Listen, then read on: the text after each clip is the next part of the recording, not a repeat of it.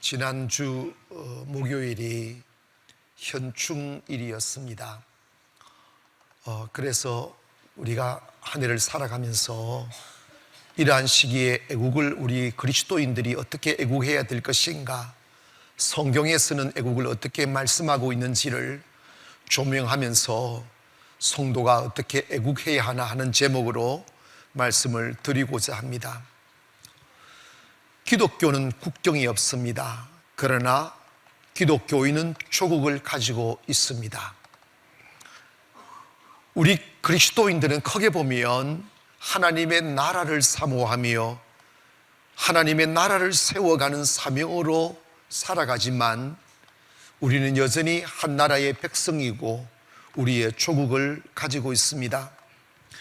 기독교의 정신은 희생입니다. 그래서 예수님이 십자가를 지셔서 희생으로 우리를 구원하심처럼 그 정신을 이어받아 살아가는 사람들이 바로 그리스도인들입니다.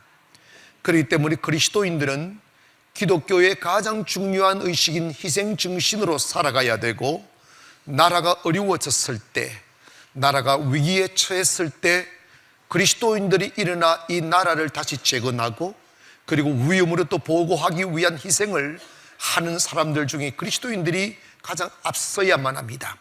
이것이 우리의 바람인과 동시에 우리의 선조들 그리고 나라의 역사를 바라보면 정말 나라가 어려웠을 때 독립운동에 앞섰던 우리의 모든 선조들이 다 그리스도인들이었다는 것을 볼 수가 있습니다.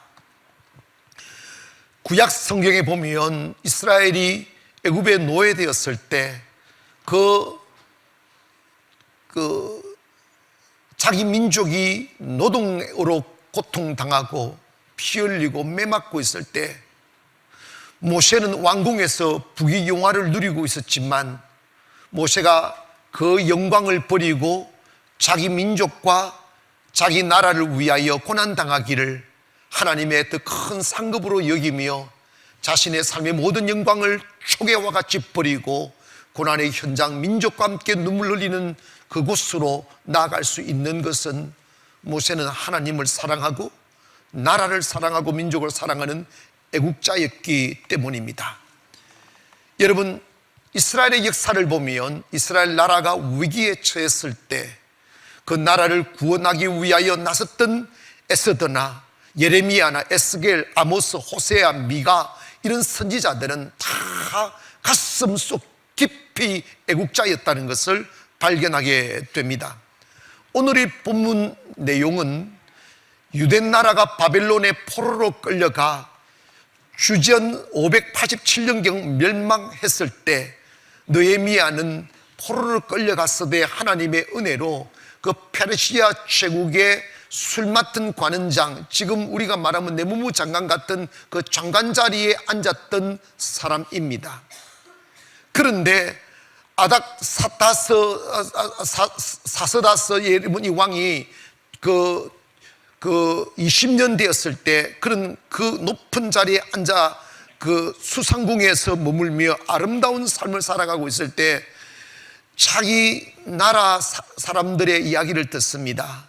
어떻게 살아가며 자기 땅들을 어떻게 되었으며 그리고 백성들은 어떻게 살아가는지에 대한 이야기를 쭉 듣습니다.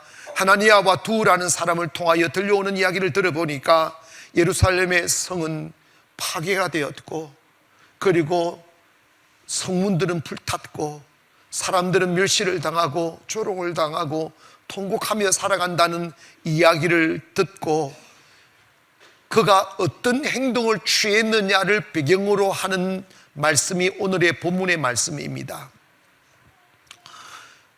느헤미야는 자기 민족과 성이, 자기 동족이 고통당하고 성이 무너졌다는 소식을 듣고 하나님 앞에 통곡하고 울며 금식하며 기도했다고 합니다. 여러분, 사람이 이렇게 눈물을 흘린다 하는 것은 진실을 의미합니다. 느헤미야가 얼마나 자기 민족을 사랑하고 느헤미야가 자기 조국을 사랑했는지, 비록 자기는 지금 이 페르시아 제국의 그 장관의 자리에 앉아 부귀영화를 누리고 있었지만 자신의 편안함과 안일에 취하지 아니하고 여전히 가슴 속에 숨겨져 있는 동족 사랑과 민족 사랑이 그를 울게 만드는 거지. 지난 목요일 날, 현충일 날 아침에 저희 교회 50일의 기적 세미나에 동참했던 목사님이 저한테 문자를 보내면서 사진 하나를 보내왔습니다. 자기 교회에다가 태극기를 달고 사진을 찍어서 보내면서 이렇게 말했습니다. 목사님, 한때는 현충일 날 술집도 문 닫은 때가 있습니다. 집집마다 태극기가 달리고 집집마다 만세를 외쳤던 그 시절이 있었습니다. 근데 지금의 시절은 태극기를 찾아볼 수 없군요 하면서 씁씁하다는 그 감정을 표현하였습니다. 여러분, 행정안전부의 조사에 의하면 6.25 발발 연도를 언제 발발했는지에 대해서 물어봤더니 청소년들의 58%와 성인 39.9%가 그날을 모르더라는 거예요. 더 나아가서 초등학생들에게 6.25가 어떻게 일어난지 물었더니 남한이 북을 침공했다고 38%가 남한이 일으킨 전쟁이라고 말하더라는 거예요. 지금도 그렇게 주장하는 사람들이 많이 있습니다. 여러분, 지금 우리나라는 말이 안 되는 이념 갈등이 벌어지고 있어요. 김일성이가 탱크를 알고 주일날 새벽에 그냥 아무 예고 없이 적화 통일하려고 탱크를 밀고 들어왔을 때 우리나라는 다 휴가 가고 놀고 자고 이랬습니다. 상상하지 못하는 때에 허리를 찔린 거죠. 그런데 7월 중순 그 전쟁이 발발돼 3일 만에 유엔 파병을 결의를 하는데 트루만 대통령이 그때 휴일이라서 고향에 가서 쉬고 있을 때 긴급 전화가 온 거예요. 그때 그 국무장관인 메릴랜드가 이런 이야기를 했습니다. 대통령 각하, 우리가 조치를 취할 테니까 좀 쉬시라고, 이 밤에 이 휴일에 다시 이렇게 비행기를 타고 오시면 우리 국민이 이렇게 두려워하고 이러니까 걱정거리를 던지니까 그냥 조그마한 나라니까 그냥 신경 쓰지 말라고 이렇게 보고를 한 거예요. 만약 트루만 대통령이 그때 그 국무장관 이야기 듣고 유엔을 소집을 하지 않았더라면 우리나라는 완전히 잿더미 되고 공산화됐을 것입니다. 그때 빌리 그레이엄 목사님이 우리나라를 사랑했기 때문에 그 대통령 부인에게 전화를 해서 각하한테 빨리 조치를 취하게 해달라고, 대한민국은 복음의 나라라고 막 간청을 해가지고 일어나서 다시 그 일을 추진해가지고 지금 유엔군 파병을 해가지고 우리나라가 지금 살아난 거예요. 6.25를 통해서 희생되어진 그 조사에 의하면 이루 말할 수 없는 피해를 입었습니다. 한국국 피해만 해도 총 62만 1,479명을 이 피해를 받았는데 전사한 사람만 33만 7,899명이고 부상자만 해도 45만 742명이나 된다는 거예요. 뭐 이게 너무 많아요. 근데 쭉 보니까 교회도 2,122개가 불타버렸고 목사님들도 535명이 처형을 당했습니다. 너무나 많은 분들이 희생을 당했어요. 그런데 지금 우리가 이 동족 상잔의 비극 전쟁을 경험하고 그 기억도 아직 생생한데 아직도 우리나라는요 이 공산주의를 찬양하는 사람들이 너무 많습니다. 여러분, 메가더 장군이 가고 난 뒤에 그 하지 중장이 그 미군 통치하러 오셨잖아요. 그때 우리 아버님이 하지 중장 통역을 했어요. 통역을 했는데 그때 하지 중장이 조사를 했어요. 이 나라에 공산주의를 세우겠느냐 민주주의를 세우겠느냐, 놀라지 마세요. 70%가 공산주의 세워달라고 했어요. 그래서 하지 중장이 이 나라 희망 없다, 그래가 떠나버린 거예요.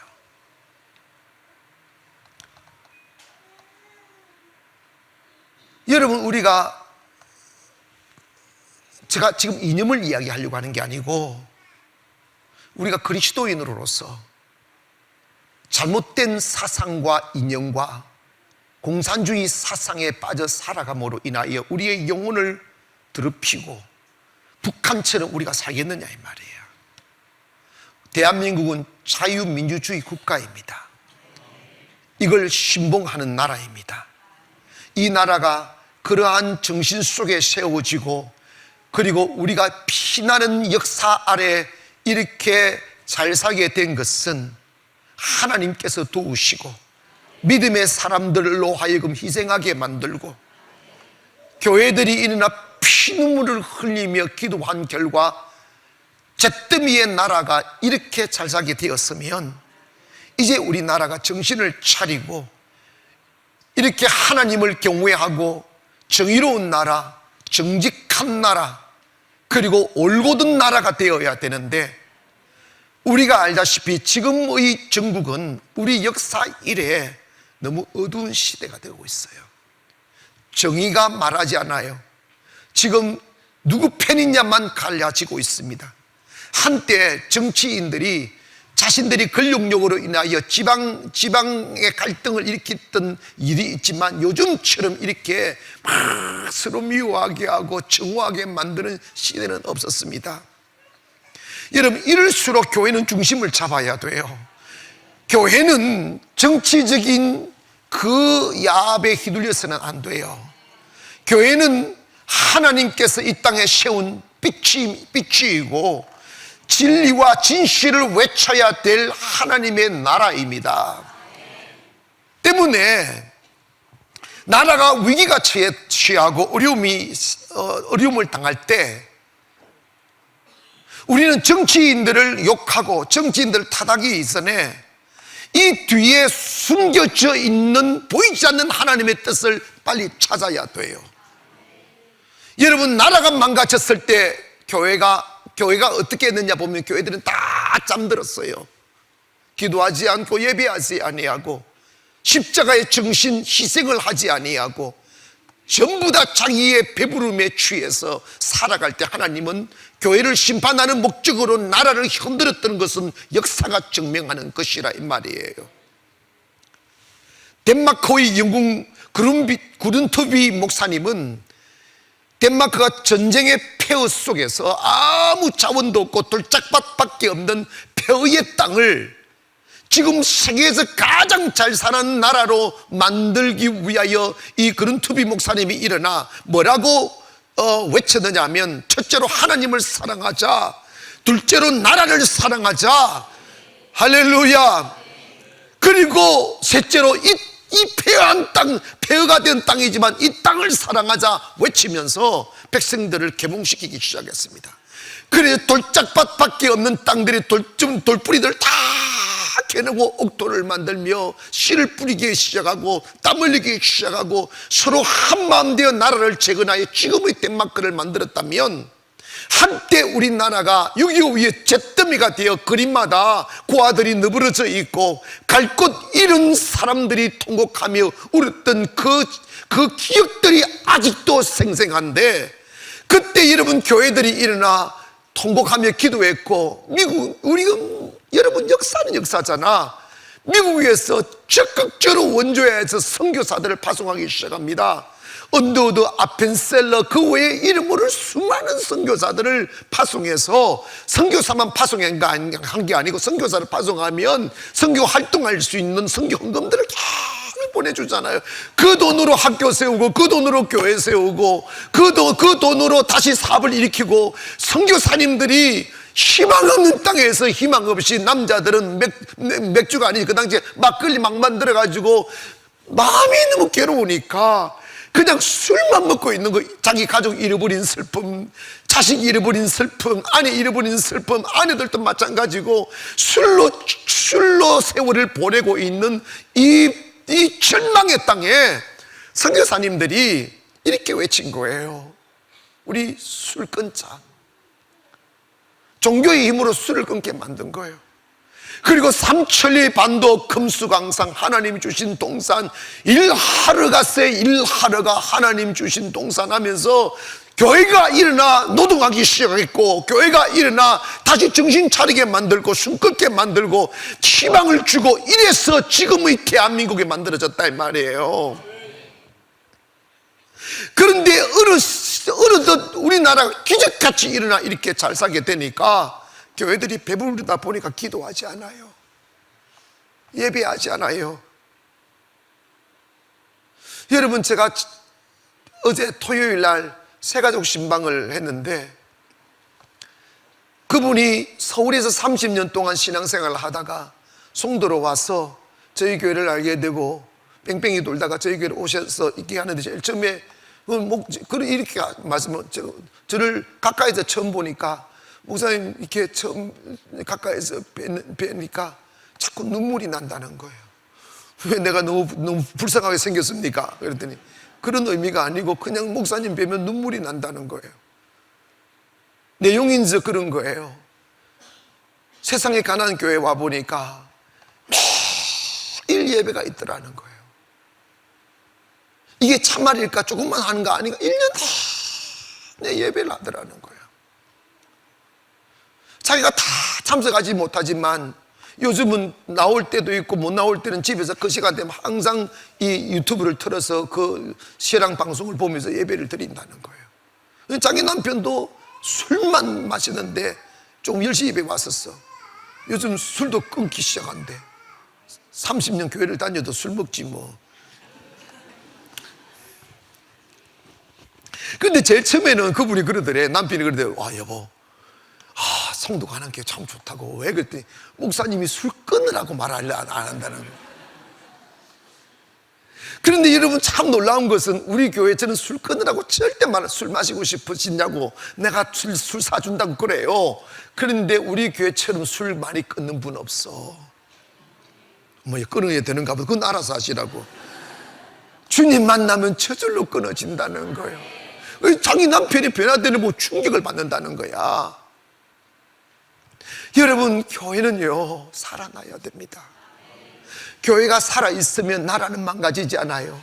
성도가 백성이잖아. 근데 이 나라가 이렇게 어두워지고 이렇게 욕심꾸리가 되고 이기적이 되고 집단이기주의가 팽배하고 이런 이유는 뭐냐면, 좀 죄송합니다만은 제가 목사고 교회를 너무나 잘 아는 목사이지만 한국 교회 너무 이기적이에요. 너무 욕심이 많아요. 자기 교회밖에 모르고 희생하려 하지 않아요. 노예도 총회도 희생할 사람이 없어요. 너희는 이 세상이나 이 세대를 본받지 말라고 그랬는데 교회 안에 세상의 타락한 탐욕의 문화가 교회 안에 들어온 거예요.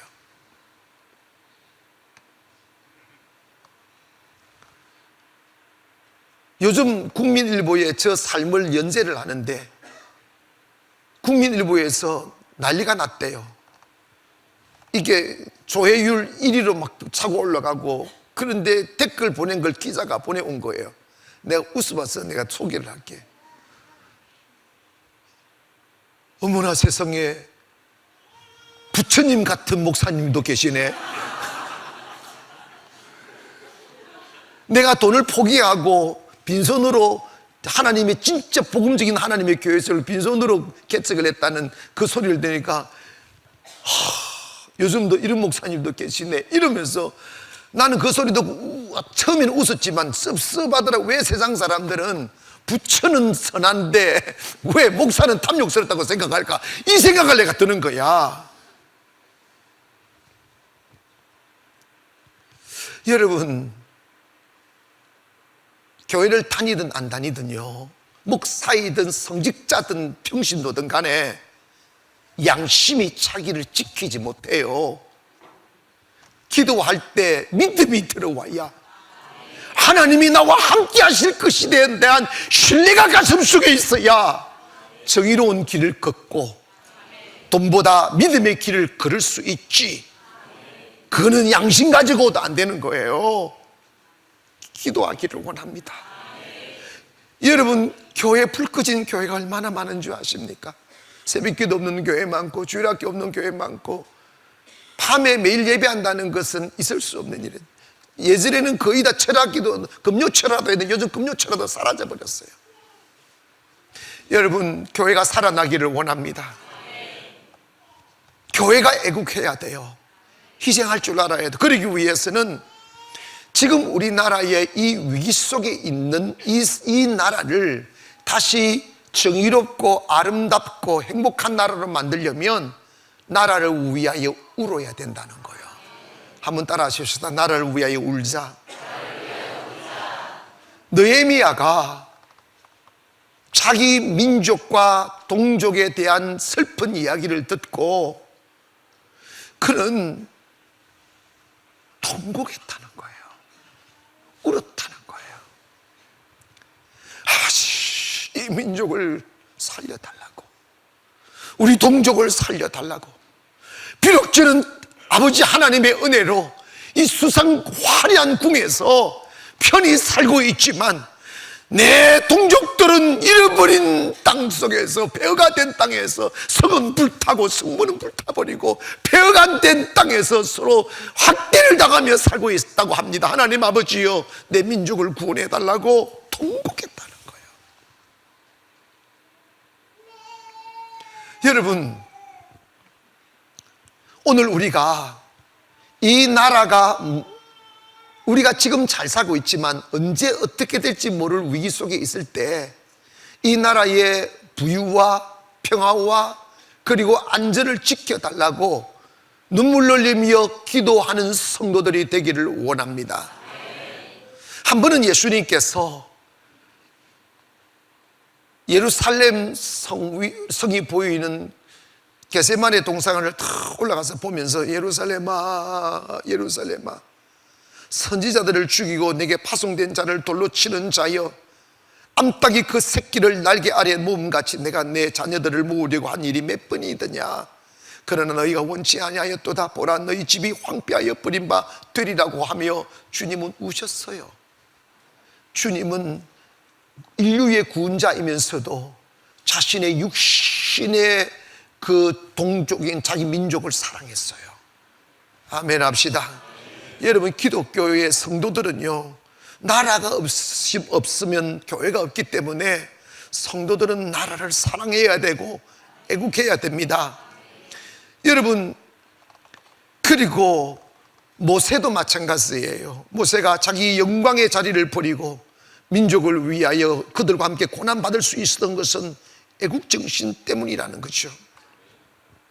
한 번은 모세가 나라를 출애굽시켜서 광야에 있을 때 시내산에 가서 40일 동안 주님과 교제하고 내려와 보니까 이스라엘 백성들이 금을 모아서 금송아지 만들어 가지고 그 금송아지 앞에 절을 하면서 이 금송아지 신이 우리를 애굽에서 구원한 신이라고 말하며 하나님을 욕되게 하는 비극적인 행동을 하였어요.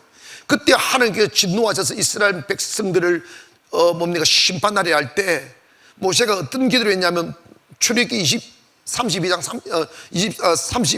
31절에 이런 이야기를 합니다. 모세가 여호와께 다시 나아가 여짜오되 슬프도소이다. 이 백성이 자기들을 위하여 금신을 만들어 사오니 큰 죄를 범하였나이다. 그러나 이제 그들의 죄를 사하시옵소서. 그렇지 아니하시오면 원하건대 주께서 기록하신 책에서 내 이름을 지워버려 주옵소서. 이런 기도합니다. 이게 우리가 가져야 될 마음이에요. 우리는 정말로 이 나라의 정치인들을 욕하고 다른 사람들을 욕하기 이전에 하나님 이 나라를 고쳐달라고 애국정신을 가지고 기도해야 돼요. 우리 민족을 용서해 달라고. 세상에 지금 여러분 봐봐요.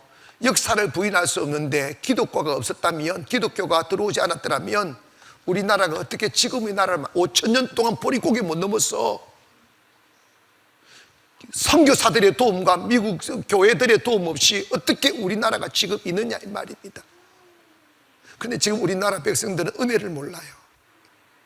은혜를 모르고 거짓의 좌파 사상에 공산주의를 동경하는 젊은 아이들이 늘어나고 있고, 그 가슴에 하나님을 담고 하나님을 찬양해야 될 그 몸으로 귀신을 씹어넣고 키워 축제 속에서 그 하나님을 욕되게 하는 이 아이들이 백주의 춤을 추고 있습니다. 이럴 때 우리 성도들은 그냥 못 본 채 하지 말고 우시기를 바랍니다. 하나님 이 민족 살려달라고. 중보 기도의 대가인 신디 제이콥스 목사님은 이런 이야기를 했습니다. 세계적인 이 땅의 뉴스들이 크리스찬들의 성적표임을 기억해라.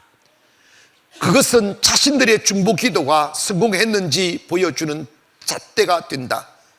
우리가 중보 기도를 통해 이 땅을 다스리지 않는다면 지옥문이 우리를 밟고 일어설 것이라고 했어요. 이게 뭐냐면, 이 나라에 들려오는 뉴스 소리가 타락하고 어두운 것은 우리가 기도하지 않았기 때문이라는 거야. 우리가 기도하지 아니하면 이 땅은 그 지옥문이 우리를 밟고 일어설 거라고. 때문에 우리는 우리 민족과 조국을 위하여 기도해야 됩니다. 한번 따라 하실까? 나라를 위하여 기도하자. 할렐루야. 여러분, 나라가 잘 돼야 됩니다. 아시겠어요? 그냥 내버려 두면 안 돼요. 나라가 잘 되어야 돼요.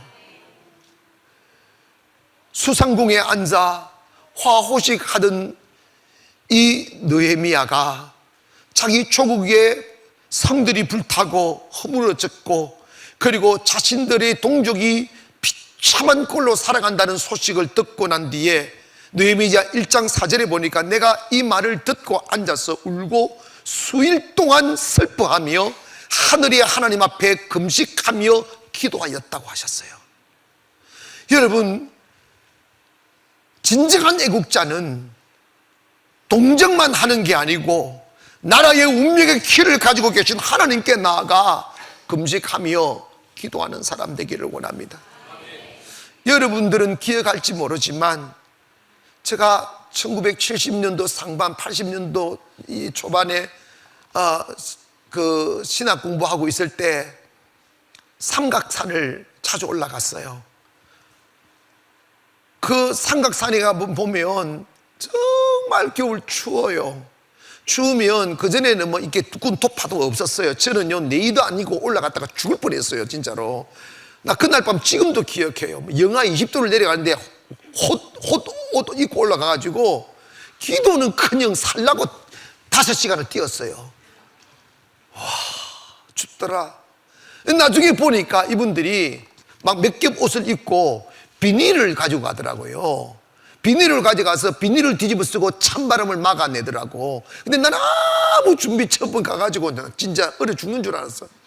근데 여러분, 그때 가보면요, 산 꼴짝꼴짝 수천의 성도들이 그 추운 겨울 눈보라 맞으며 칼바람을 맞으며 딱딱한 방 위에 앉아 하나님이 이 나라 살려달라고, 이 나라 축복해달라고, 이 나라 성경하는 나라 되게 해달라고, 이 나라 교회들이 부흥되게 해달라고 얼마나 많은 사람들이 눈을 맞으며 비를 맞으며 기도한 줄 아십니까?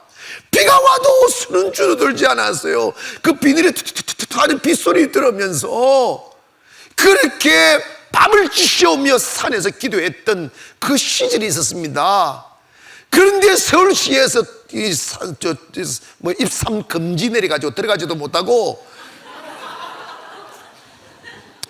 기도하는 사람들이 사라지기 시작하는 거예요. 그 기도의 응답으로 지금의 대한민국이 있음을 믿기를 원합니다.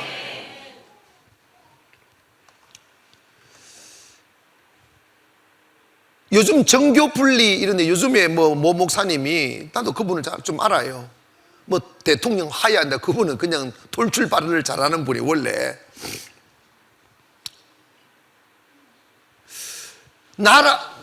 임금들이 잘못하고 정치인들이 잘못하고 나라가 망가질 때 그러면 성도들은 그냥 기도만 해야 되는가, 아니면 적극 개입해서 외쳐야 하는가?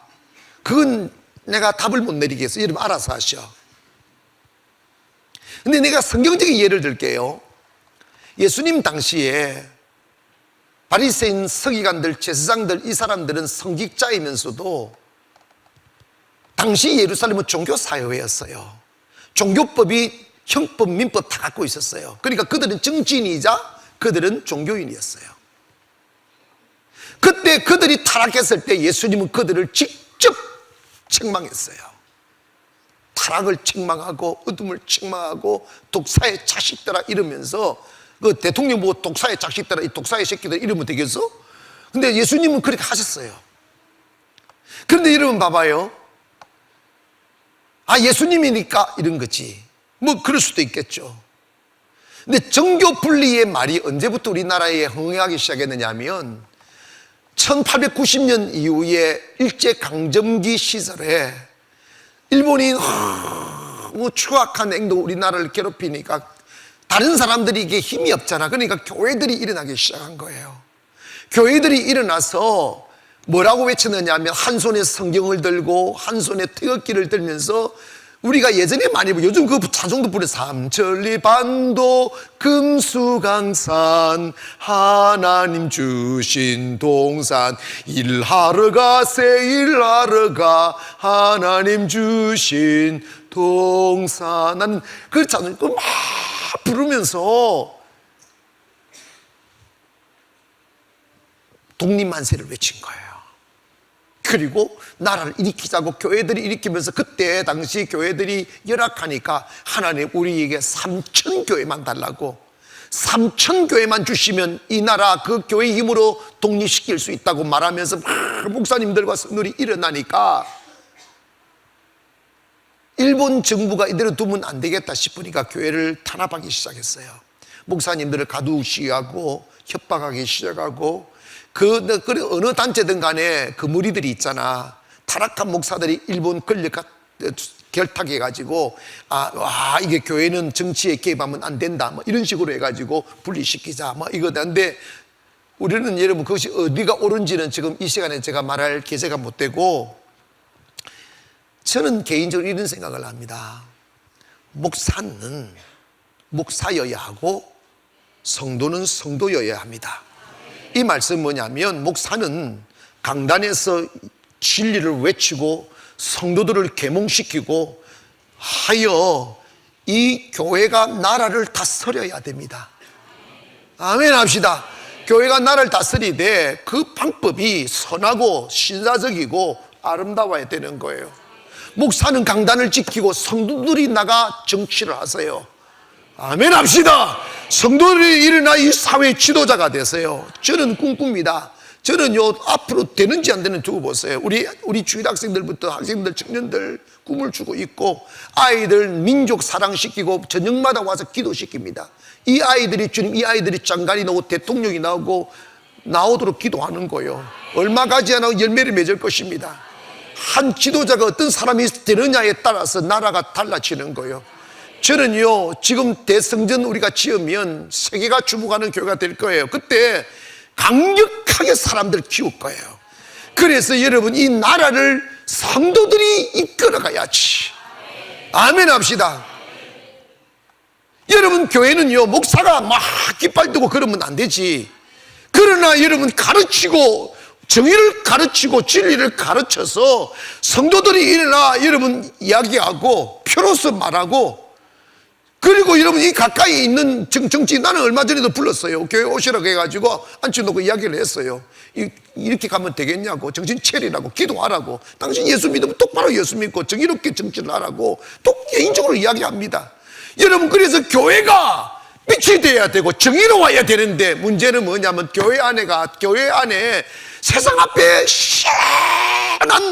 시원한 물을 줄 수 있는 게 없다 이 말이야.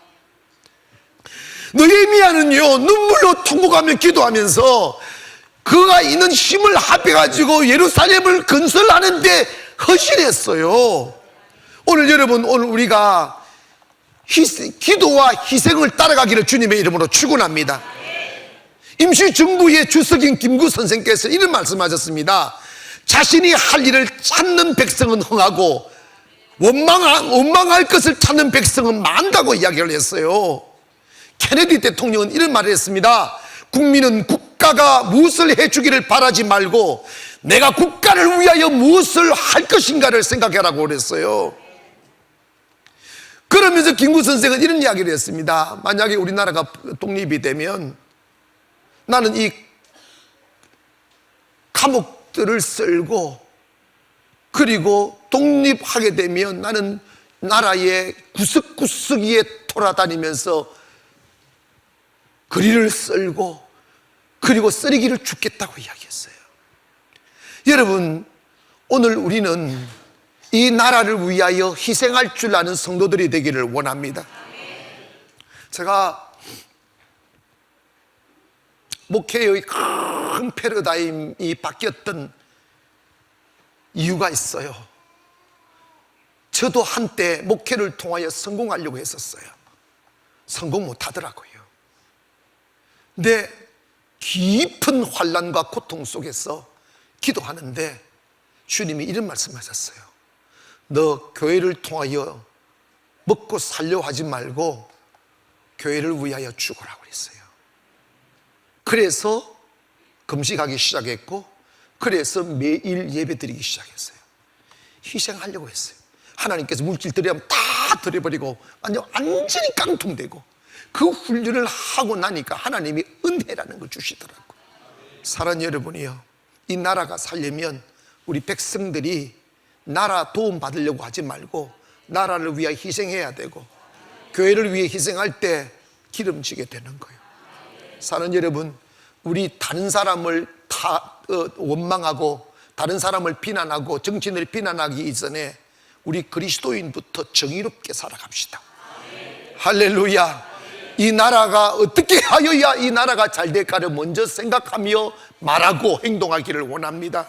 그래서 우리 선조들의 눈물과 우리 선조들의 피땀 흘린 노력으로 세워놓은 이 아름다운 대한민국이 영원할 수 있고 하나님께 영광을 돌릴 수 있는 나라 되기 위하여 교회들이 일어나 기도하고 헌신하고, 그리고 사랑하는 마음으로 여러분 세상에 나가서 진정한 애국심은 어떤 것인가를 삶으로 보여주셔서 작은 파장을 일으키는 저와 여러분 되기를 주의 이름으로 축원합니다. 기도하겠습니다. 거룩하신 아버지,